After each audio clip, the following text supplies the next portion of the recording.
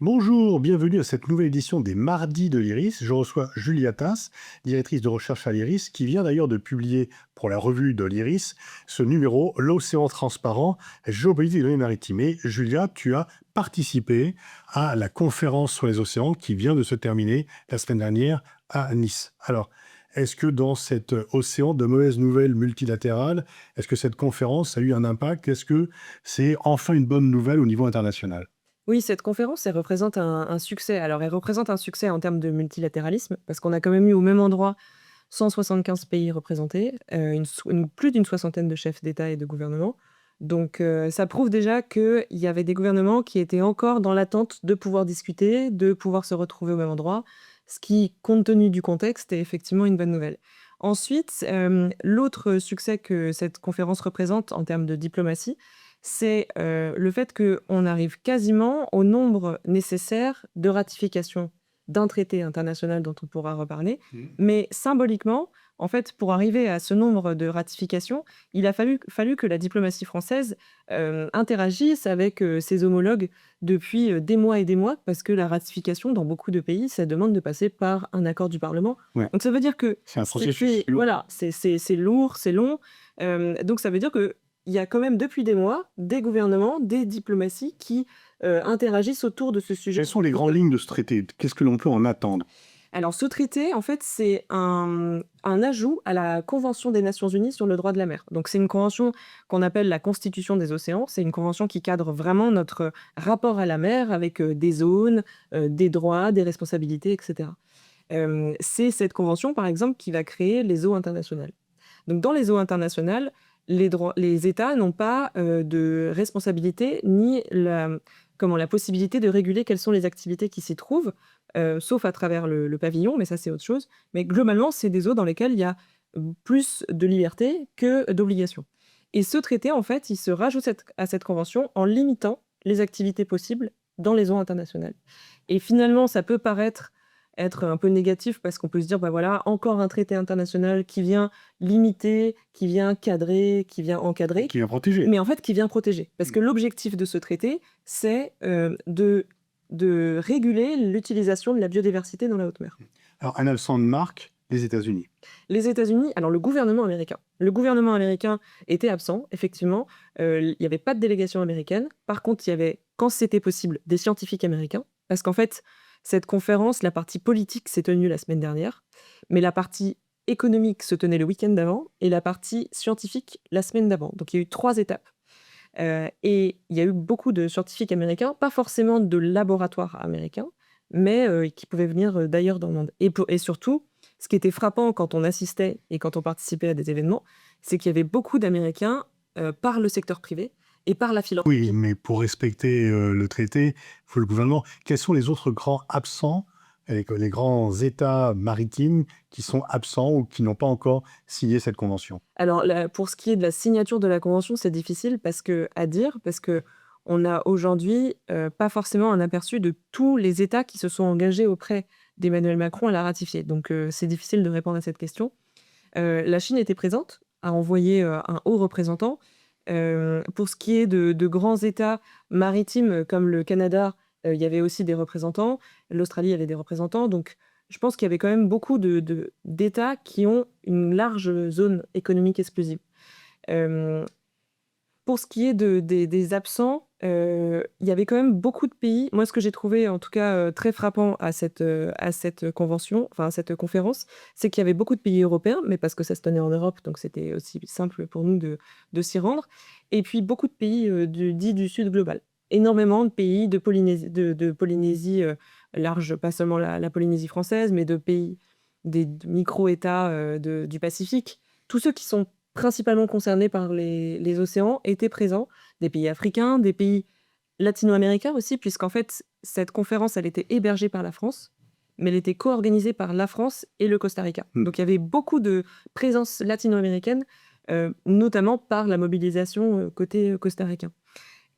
Et c'est vrai que donc il y avait tout ce qui se tenait officiellement, il y a toutes les discussions officielles entre délégations, et après il y avait tout ce qui se tenait autour. Donc il faut savoir que côté officiel, il y avait 12 000 participants, donc d'organisations internationales, d'États, etc.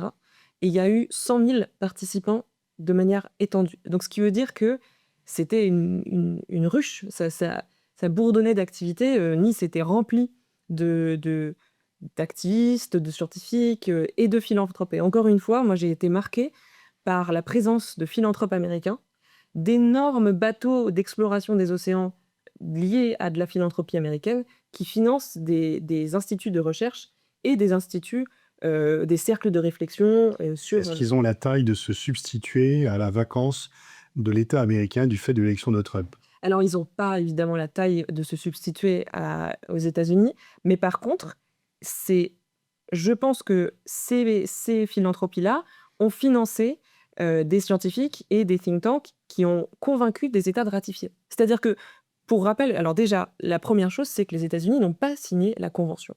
Donc en fait, qu'ils soient présents ou qu'ils soient pas présents, il y a plein de sujets sur lesquels ils peuvent s'exprimer, mais leur signature n'aura pas de valeur.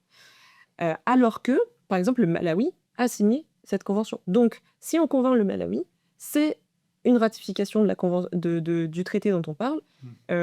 Donc, c'est là aussi où, finalement, les Américains, le gouvernement américain s'est désengagé, mais il y a quand même une forte présence par notamment l'influence et le transfert de capacité, le fait de financer le voyage, par exemple, d'autres délégations, le voyage d'ONG, etc. Donc, il y a quand même... ça reste un pays important. États-Unis absents, Chine présent, et Russie et l'Inde, quelle était leur attitude? Alors, j'ai pas de détails sur leur attitude dans les négociations. C'est pas encore sorti parce que ça se tient en vase clos. On n'a pas le droit, en tant que chercheur, d'assister au Mais bilatéral. ils étaient présents.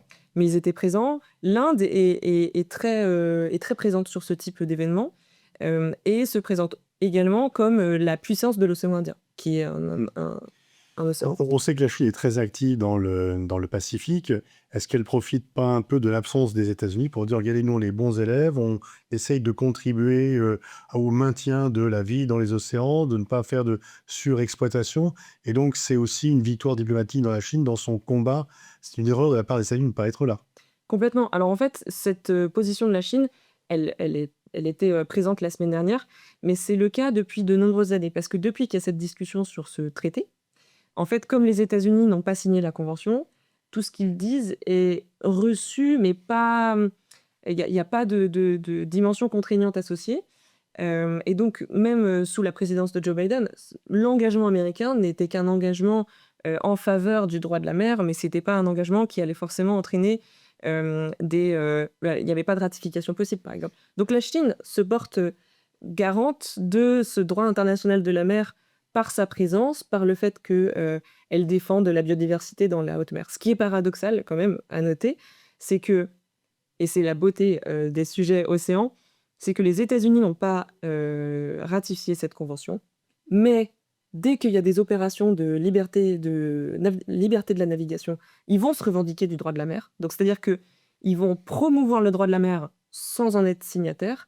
Et à contrario, la Chine a ratifié cette convention, mais elle contourne une partie de ce droit de la mer, notamment dans la mer de Chine méridionale, où cette convention pose les limites de sa zone économique exclusive. Et la Chine va dire, d'accord, bon, ça, c'est le droit de la mer, mais historiquement, en fait, on a le droit à cette zone maritime et c'est ce sur quoi on veut rester. Est-ce que la France va être en pointe sur ce sujet? Est-ce que c'est une niche diplomatique? Enfin, une niche, c'est pas péjoratif, mais un objet sur lequel elle peut peser et sur lequel elle a une crédibilité diplomatique? C'est ce qu'on sent depuis quelques années. Emmanuel Macron a participé à la dernière conférence qui se tenait à Lisbonne, et c'est là où il a annoncé que la France serait l'hôte de la prochaine conférence. Ça coûte cher, hein. Il faut savoir que c'est la France en fait qui accepte de payer pour recevoir les Nations Unies. Donc il y a eu ça, il y a eu un sommet à Brest en 2022. Donc voilà, il y a eu quand même pas mal d'initiatives présidentielles sur ce sujet. Pourquoi, à mon avis, pourquoi c'est stratégique pour la présidence de se positionner sur ce sujet? La France dispose du 2e espace maritime mondial, donc on a une voix qui est crédible. Les instituts scientifiques français sont très reconnus, l'IFREMER, le CNRS sont des acteurs très importants à l'échelle internationale. L'économie bleue française est importante aussi, avec des armateurs, des chantiers navals qui sont reconnus. Et puis, c'est un sujet environnemental sur lequel il y a encore plein de choses finalement à structurer, mais qui est moins contraignant dans la manière dont on le présente que la réduction des émissions. C'est-à-dire que protéger certaines espèces de poissons, c'est un engagement qui va moins contraindre l'économie française que de baisser nos émissions de 7%, par exemple. Donc c'est un bon créneau. C'est de la diplomatie environnementale, c'est un bon créneau. Merci Julia de ce témoignage pour avoir participé en direct à cette convention et je renvoie à la lecture de ce numéro de la revue de l'ARIS qui vient de sortir sur l'océan transparent géopolitique des données maritimes dont tu as dirigé la rédaction. Merci beaucoup.